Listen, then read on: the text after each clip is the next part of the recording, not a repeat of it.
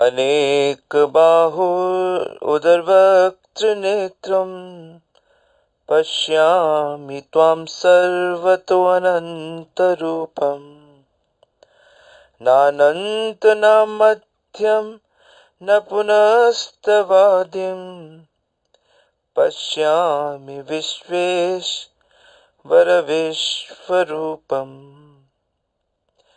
भगवद गीता के 11वें अध्याय का 16वां श्लोक है। और अर्जुन भगवान के विश्वरूप का दर्शन कर चकित है, विस्मित है और उनके आश्चर्य की सीमा नहीं है। और उसी दिव्य आनंद में अर्जुन भगवान के का वर्णन कर रहे हैं। और आज के श्लोक में कहते हैं,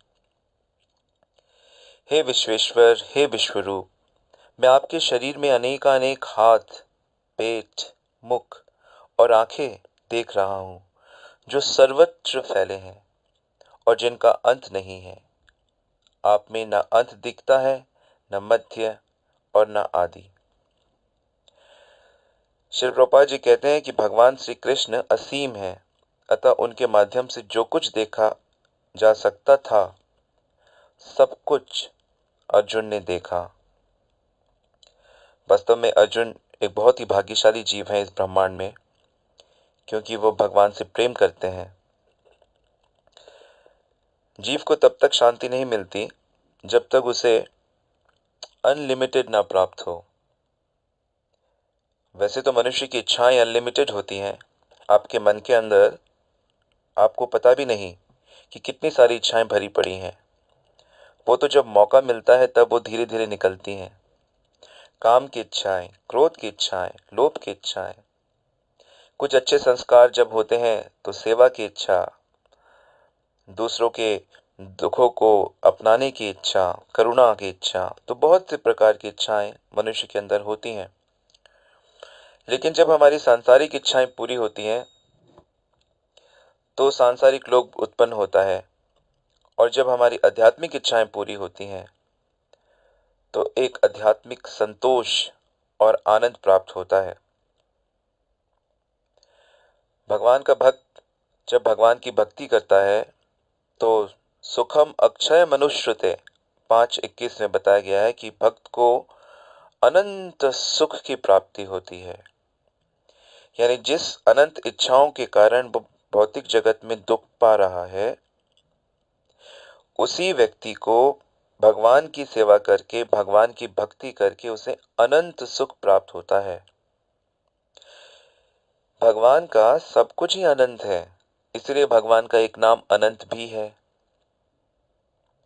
भगवान के कितने बच्चे हैं, कितने जीव हैं। हम तो बड़े शहरों में जाके थक जाती हैं आंखें लोगों को देखते हुए, केवल मनुष्यों को। और इस पृथ्वी पर 700 करोड़ से भी अधिक लोग हैं, केवल मनुष्य जाति के। फिर दूसरी प्रजातियों को जोड़ा जाए तो 7 करोड़, खरब, अरब, कोई गिनती नहीं। ऐसे अनेक ग्रह हैं, ग्रहों की भी गिनती नहीं है, असंख्य ग्रह। फिर ब्रह्मांड है, असंख्य ब्रह्मांड। भगवान एक हैं और उनके असंख्य ब्रह्मांड हैं, यानी कि भौतिक जगत, जड़ जगत भी असंख्य है। चेतन जगत, भगवान का जो आत्माएं हैं वो भी असंख्य हैं। परंतु भगवान एक हैं। लेकिन भगवान के रूप भी अनंत हैं। उन रूप में लीलाएं जो भगवान करते हैं वो भी अनंत हैं। भगवान की अनंत गुण होते हैं। और उस गुण में जो एक बड़ा ही विशिष्ट मुख्य गुण है वह है भक्त वत्सल्यता, कि वो अपने भक्तों की तरफ झुके रहते हैं, वो अपने भक्तों से प्रेम करते हैं। भक्ति भगवान की वीकनेस है। भगवान की वीकनेस है, सबकी वीकनेस है। जो भी प्रेमी व्यक्ति होता है उससे बिना प्रेम के कोई रह नहीं सकता। जैसे नारद जी हैं, नारद जी को अनंत आध्यात्मिक ज्ञान है। और भगवान के अनंत नाम है, अनंत नाम, कोई लिमिट नहीं है। जो भी लीला करते हैं उससे उनका नया नाम प्रकट हो जाता है। मक्खन चुराते हैं तो माखन चोर बन जाते हैं। मटकी तोड़ते हैं तो मटकी फोड़ बन जाते हैं। रथ चलाते हैं तो पार्थ सारथी बन जाते हैं। बंसी बजाते हैं तो वंशीधर बन जाते हैं। सुदर्शन चलाते हैं तो सुदर्शनधारी बन जाते हैं। लड़ाई करते हैं तो वीर योद्धा बन जाते हैं, और लड़ाई से भाग जाते हैं तो रणछोड़ बन जाते हैं। तो हर लीला उनकी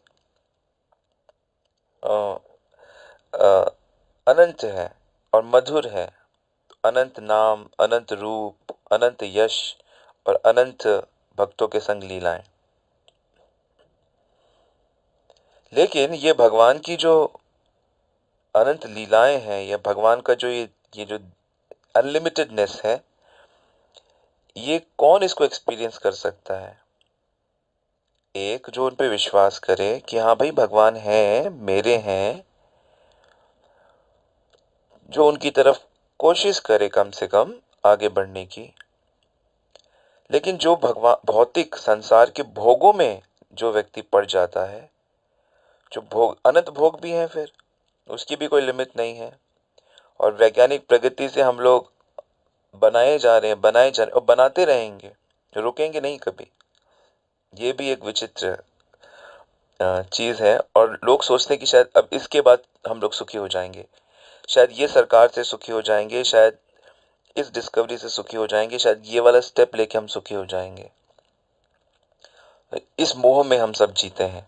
नहीं हो सकते, हो ही नहीं सकते, कोई हुआ नहीं है, ना हो सकता है। क्योंकि एक दुख का रास्ता है और एक सुख का रास्ता है। तो पशु पक्षियों को ज्ञान नहीं है, इसलिए वो भोग के रास्ते पे चल रहे हैं। उनका कोई दोष नहीं है, वो तो भोग योनि है। लेकिन हम मनुष्यों का दोष है, क्योंकि हमारे पास आध्यात्मिक ज्ञान है।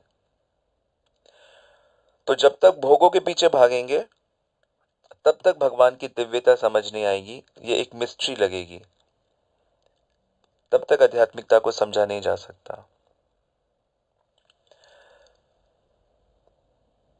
तो भगवान के भक्तों की शरण में रह के जो भगवान का नाम लेता है, उसका कल्याण निश्चित होता है। एक जैसे बहुत बड़े भक्त हुए हैं ध्रुव। ध्रुव बहुत कम उम्र में ही भगवान की प्राप्ति के लिए घर से निकल पड़े, और वो महाराज उत्तानपाद के पुत्र थे, बड़े पुत्र थे, और बहुत कम उम्र थी, 5 साल के ही थे। तो सबने उनको समझाया कि घर मत छोड़ो, और जंगल में चले गए कि नहीं, मुझे विष्णु को ढूंढना ही है। पर उनका लक्ष्य था कि मुझे बड़ा वो चाहिए, अपने पिता से भी बड़ा राज्य चाहिए। उनकी सौतेली माता ने उनका अपमान कर दिया था। क्षत्रिय अपना अपमान नहीं सह सकते, लेकिन जो वैष्णव हैं उनको अपमान सहना सीखना पड़ेगा। इसलिए महाप्रभु ने कहा है, त्रिनादपि सुनीचेना तरोरिव सहिष्णुना अमानी ना मान देना कीर्तनीय सदा हरि। कि अपने को दीन मानो। कोई छोटे हैं, मतलब छोटे समझोगे तो भगवान से कनेक्ट हो पाओगे। तो अपने को दीन मानो, सबको माफ करो, सब कुछ सहो, मान अपमान सब सहो, और सबकी रिस्पेक्ट करते रहो। ये नहीं कि डिसरिस्पेक्ट हो गया तो हम दूसरों की रिस्पेक्ट नहीं करेंगे, इसने मेरा अपमान किया है। ये भौतिक संसार के चक्रव्यूह में फंसना है। यही तो भौतिक संसार है कि वो हमको कहीं से मान दिलाता है और कहीं से अपमान दिलाता है। तो हम मान में फंस जाते हैं, अपमान में फंस जाते हैं। यही तो जीतना है, तभी हरिनाम हो सकता है हर समय। तो ध्रुव महाराज राज्य चाहते थे, लेकिन जब भगवान की भक्ति की उन्होंने, तो उनका वो भाव बदल गया, और भगवान के दर्शन किए तो बिल्कुल ही बदल गया। तो भगवान ने कहा उनसे मांगो। तो ध्रुव ने भगवान की भक्ति मांगी। भगवान ने कहा संसार नहीं मांगना, तो नहीं मांगना, मुझे नहीं चाहिए राज्य, आप चाहिए, आपकी सेवा चाहिए। तो भगवान ने अपनी तरफ से उनको ध्रुव लोक दे दिया, और वो उस लोक में ही भगवान की भक्ति करते हैं। तो ध्रुव ने भगवान से क्या मांगा? ध्रुव ने भगवान से ये मांगा कि हे भगवान, मुझे आपके ऐसे भक्तों का संग चाहिए, एसोसिएशन चाहिए, जो सदैव आपकी भक्ति में लगे रहते हैं। जैसे कि नदी की धाराएं बहती रहती हैं, समुद्र की लहरें चलती रहती हैं, इस प्रकार निरंतर ऐसे मुझे भक्तों का की दोस्ती दीजिए, उन दर्शन दीजिए। ये जो ध्रुव ने मांगा, ये क्या मांगा उन्होंने? उन्होंने वास्तव में भगवान को ही मांग लिया। अब ऐसे कहना है कि भगवान आप मेरे हो जाओ, आप मेरे साथ रहो, आप मेरे साथ चलो, मैं आपके साथ हमेशा रहूंगा, तो ये थोड़ा ठीक नहीं लगता है। पर उन्होंने कैसे कहा कि नहीं, और भी अच्छा कि हे भगवान, मुझे आपके भक्तों का संग दीजिए, क्योंकि भगवान के भक्तों के संग में ही भगवान मिल जाते हैं। और अगर कोई ये व्यक्ति सोचे कि नहीं, मैं भगवान के भक्तों से अलग हो जाता हूँ, उनका संग मुझे नहीं चाहिए, ये लोग इस तरह के हैं, ये लोग उस तरह के हैं, अपनी दोष दृष्टि के कारण भक्तों में दोष दिखते हैं, तो श्रीला प्रभुपाद कहते हैं कि वो तो जैसे हिलन सेशन है, उसको ये एक दिग्भ्रम है कि भक्तों से अलग होकर कोई भक्ति कर सकता है, यह असंभव है, ये पागलपन है। बिन भक्त ना होई विवेको, बिन सत्संग ना होई विवेको। बिना सत्संग के, बिना भक्तों के एसोसिएशन के, जब तक हम भगवान के भक्तों का संग नहीं करते हैं, उनके साथ नहीं उठते बैठते, उनसे मित्रता नहीं करते, उस संग में सेवा नहीं करते, तब तक हमारा जो भौतिक जीवन है, सांसारिक जीवन है, और जो हमारा आध्यात्मिक जीवन है, वो अलग नहीं होता।